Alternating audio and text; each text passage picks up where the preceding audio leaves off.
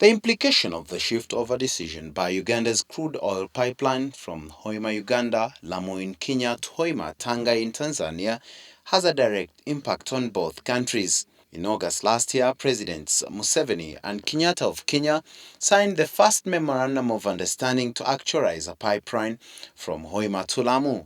Kenya, however, had arguments over preconditions Uganda had set. In October the same year, when Uganda signed another memorandum of understanding with Tanzania, Kenyans were awakened, quickly returned to the drawing board, and expressed interest in revitalizing discussions to court Uganda for the deal. But how does this play out in the two countries' bilateral relations? If I was an ordinary Kenyan, whether a leader, I would definitely be disappointed.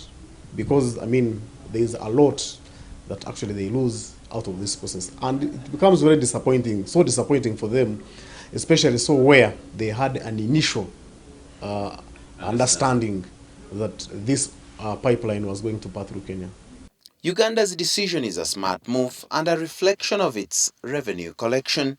The feasibility study indicated that for the pipeline to pass through Hoima to Tanzania, we needed only 11 trillion. Our current Uganda Revenue Authority collection for the last financial year was at 11.3 trillion. So that is the budget that is the resources that are collectible by Uganda Revenue Authority for the entire year for the whole project. But for the Kenyan alternative, it was coming to 16 trillion.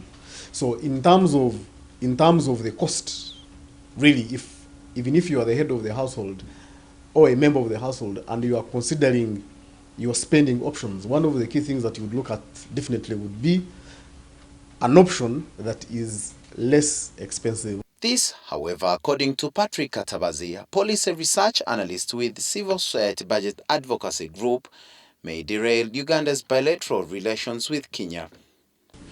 I know it is somehow like a little bit of setback, and naturally it would attract some little bit of mistrust in terms of future dealings, one would say so. But the overall picture is that this has to be understood that it was a decision that was not a unilateral decision. It is a decision that was taken after consultations. And of course, with time, we are very confident that, of course, with the time, some of these misgivings will probably be cleared, because it is not only the oil pipeline that Kenya benefits from Uganda, or that Uganda benefits from Kenya. Security, environment, and climate effects are the restive perspectives that add up to the cost addition of the pipeline question. Kenya had already spent heft funds in infrastructure development on the Lamu Port project. To Kenyan President Uhuru Kenyatta ahead of an election in 2017, the project meant investments, jobs, and other associated benefits, which undoubtedly would go to his government's credit.